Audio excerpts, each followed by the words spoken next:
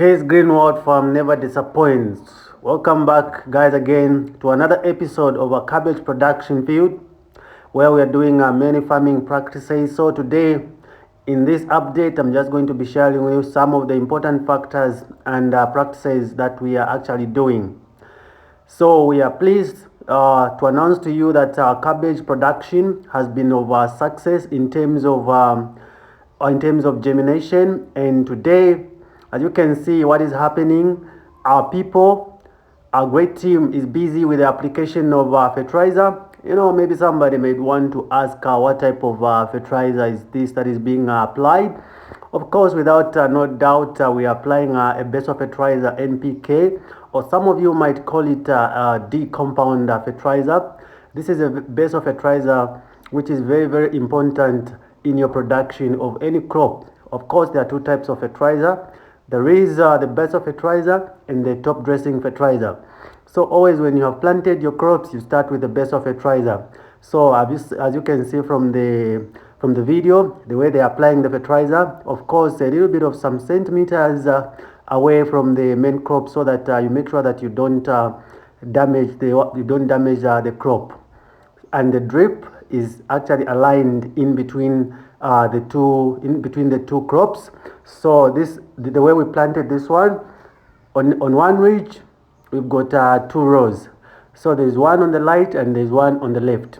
So with the spacing to help us in terms of aeration, in terms of sunlight, and also to make sure that the crops receive full sunlight, we have used the spacing of from plant to plant, that is 40 centimeter.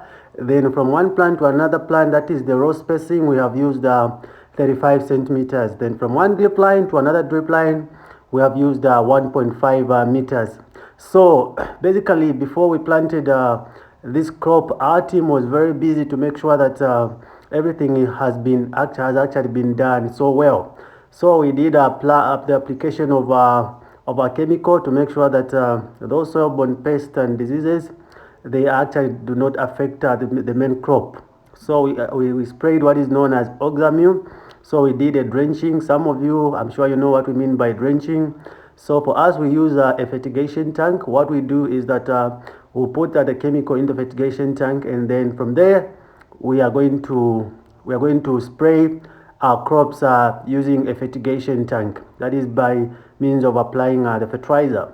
So this is an example of the fertilizer, the D compound fertilizer that that the people, or rather our great team, is actually applying. So that is a Zema product. Of course, it has got NPK 10, 20, 10. So meaning that it has got a high nutrient, it has got a high percentage of phosphorus, and then nitrogen is actually low.